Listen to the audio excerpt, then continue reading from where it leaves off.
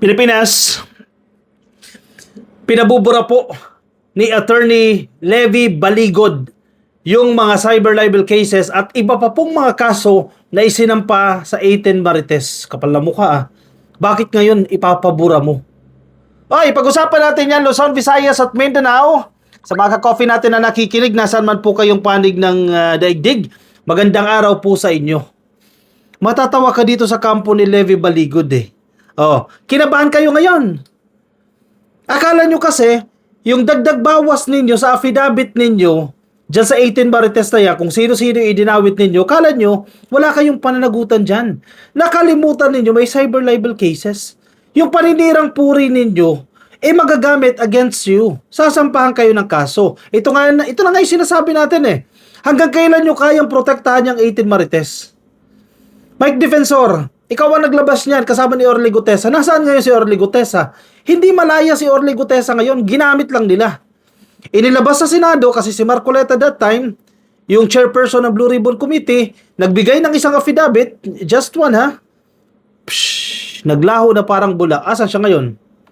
Sana malaki yung ibinayad ninyo kay Orly Gutesa. Sana hindi nyo iniwan sa ere yung pamilya. Ang problema, itong 18 Marites na ito, marami-rami yan. 5 milyon kada isa yung ipinangako sa kanila. Pero yun nga eh, binabali na yung pangako eh, 350,000 lang, ginawa pang installment. Hanggang kailan kayo kayang protektahan ni Levy Baligod, ni Mike Defensor at ni Gloria kung sino man niya nagpoprotekta sa inyo? Kasi ngayon, tignan mo, anong apila nila? Na-imagine ko na to eh. Ang apila ni Levy Baligod, burahin lahat ng kaso. Kasi may pending case na, may ongoing case na. Ganun ba yun? The more nga na dapat na nahimik kayo dahil may ongoing case na. Pero bakit kaliwat kanan ang pinupuntahan ninyo? Diyan sa mga bogus sa investigasyon ng Blue Ribbon Committee sa Senado, bakit hindi kayo matigil dyan? Total, ang reasoning mo, may pending case na, dapat hindi na po sinasampahan ng kaso itong mga 18 Marites. No! Bakit? Bakit hindi? Nagdadagdag kayo ng testimonya. Dagdag, bawas, dagdag, bawas, dagdag, bawas. So okay na lang yun, sabihin nyo, si Tito Soto nakatanggap ng ganitong maleta, o si Kiko Pangilinan nakatanggap ng ganyang maleta, kinabukasan babawiin. Si Chis Escudero ng una hindi nakatanggap, nang lumipat sa kabila nakatanggap. Si Loren Ligarda ng una nakatanggap, pero nang nanatili sa kampo ni Cayetano, pinatanggal nila, nagkamali lang daw po sila. Ganun lang yun? Walang pananagutan? Pakita ko sa inyo. Nahuhuli kayo sa kalokohan ninyo eh. Tapos ngayon nagmamakaawa kayo. Kawawa lang yung pamilya ng 18 Marites dito. At the end of the day, iiwanan kayo nila Mike Defensor. Iiwanan kayo nila Baligod dahil hindi sila mabubuhay para sa inyo. Ginamit lang kayo sa specific or a certain period ng kasaysayan ng Pilipinas sa politika. And after that, dispose. Kayo po ay parang mga basong disposable. Once nagamit na, itatapon na lang kayo. Kaya kung sino man ang nakikinig sa atin, kilala nyo yung isa sa 18 Maleta Boys. Kausapin nyo yung kamag-anak, huwag kayong magpagamit. Tingnan mo, sino ang sinampahan ng kaso? Kayo. O yung pangako na 5 million each, hindi naman tinupad. Ngayon, ang nare-realize ko dito, ang naiisip ko lang, itong ginawa ni Baligod, sasabihin yan, yan, at least gumagawa kami ng paraan para mabura yung mga kaso nyo. At the end of the day, mag-aaway-aaway yan mga yan, yung Maleta Boys, 18. Yung kampo ni Baligod, yung kampo ni Mike Defensor, mag-aaway-aaway yan. At ang sasabihin, ang idadahilan ng kampo ni Baligod, at least ginawa namin yung kaya namin gawin. Nakiusap kami na burahin yung mga kaso ninyo. Pero sino ba namang korte ang basta-basta nalang papayag? Sige, tapos na tayo ha, tapos na yung away natin, burahin na natin yung kaso ha. Nag-joke lang po kami, walang ganong korte. Sinong maiiwan sa ere? Kayo, kayong 18 Marites. Nagpagamit kasi kayo.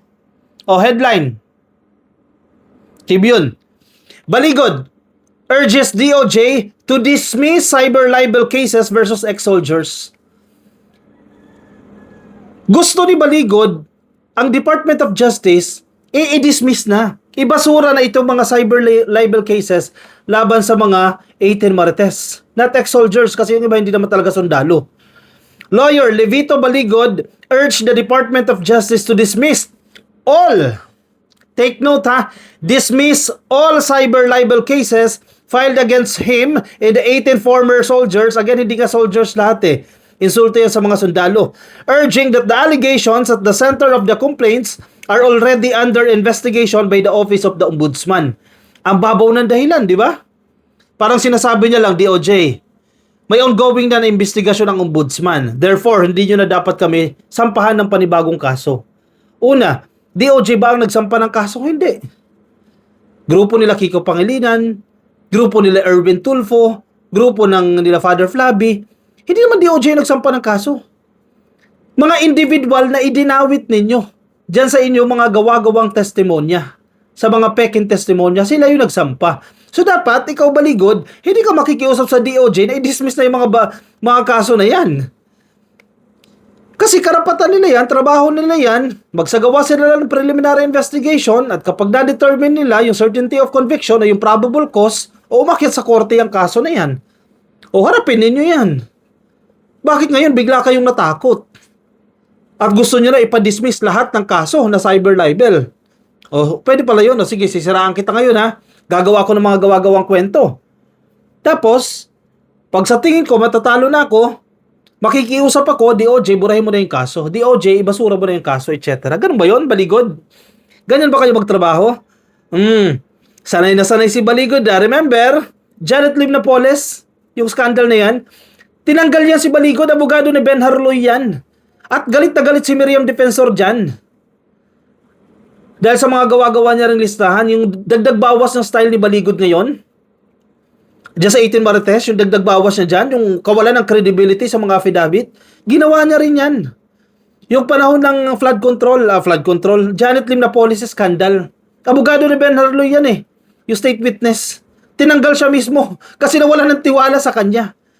Yung kliyente mismo nawala ng tiwala sa kanya at mismo si Miriam Defensor Santiago. Galit dyan kay Baligod dahil sa estilo niya. Hindi ko alam bakit hindi para di-disbar yan. Baligod said the ombudsman, ito yung reasoning niya, nakakatawa yung reasoning niya, napakababaw. Baligod said the ombudsman has already interviewed several of the former soldiers, again, hindi nga soldiers regarding their claims that they were instructed by former Congressman Elizalde Co to deliver suitcases of cash to various personalities, including government officials. He noted that the cyber libel complaints filed by several lawmakers, ito yung sila Erwin Tulfo, di ba, yung mga senador na binanggit dyan, before the DOJ and its prosecution offices are based on the assertion that the former soldiers' allegations were false. According to Baligod, allowing both the DOJ and the Ombudsman to simultaneously investigate the same issues creates the danger of conflicting decisions. Piling matalino to si Baligod Parang ang pinupunto niya, kung magsasagawa rin ng ombudsman ng investigasyon at the same time ang DOJ, syempre sa prosecutor level pa lang yan di ba? Nagsasagawa din ng investigasyon, they may come up with a decision na magko-conflict sa isa't isa o hindi magtutugma o hindi pareho ng desisyon sa level ng ombudsman at the same time sa DOJ. Magki-create daw po yan ng conflicting decisions. And then, typical, di ba? Kapag may halimbawa may issue, tapos may nakabinbin na kaso, ang abogado hihingihan mo ng opinion.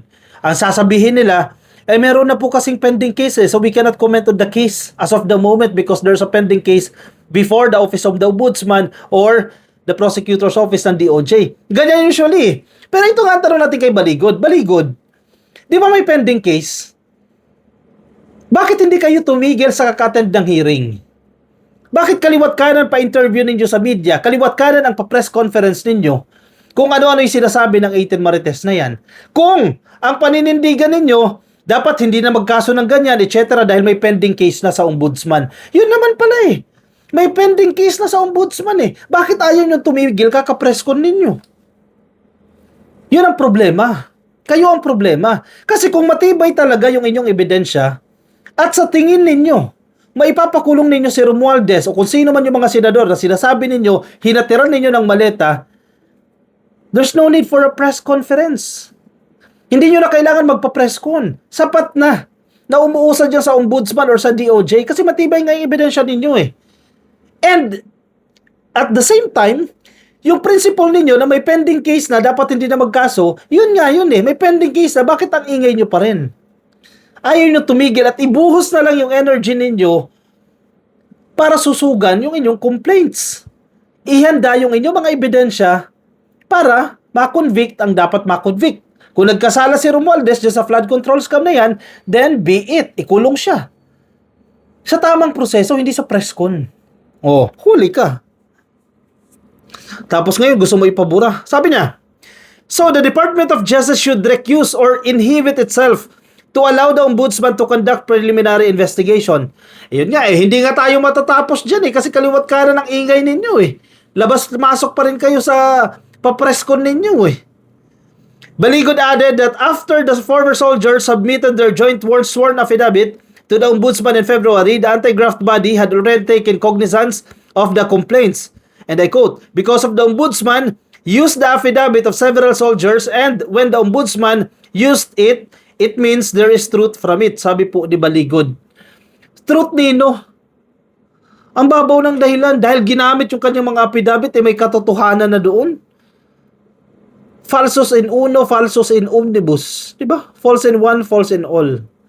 And daming kasinungalingan doon sa affidavit ninyo Mas matalino pa nga si Baligod kaysa doon sa mismong gumawa supposedly ng affidavit sa 18 Marites O scrutinize mo yung 18 Marites. Hindi nila mabigay yung mga datos. Sino makakapagbigay? Si Baligod. Mas kabisado pa nila. Diba? Tapos ngayon, ang gusto mo, iburahin na lang. Burahin na lang yung kaso namin. Total, may pending case na. O sige. Tapos mamaya, papress ko na naman kayo. Siraan nyo na naman. Ang kung sino gusto ninyong siraan, kaaway ninyo, kakampi ng administrasyon, sisiraan ninyo. Labas kayo ng kung ano-ano mga bogus na kasinungalingan sa pamamagitan ng 18 Marites. Oy, gising na ang taong bayan, yung modus nyo Baligod, nabulgar na yan. Di ka pa rin ba nadadala? Ay, nako. O siya, komento po ang inyong opinion, reaksyon.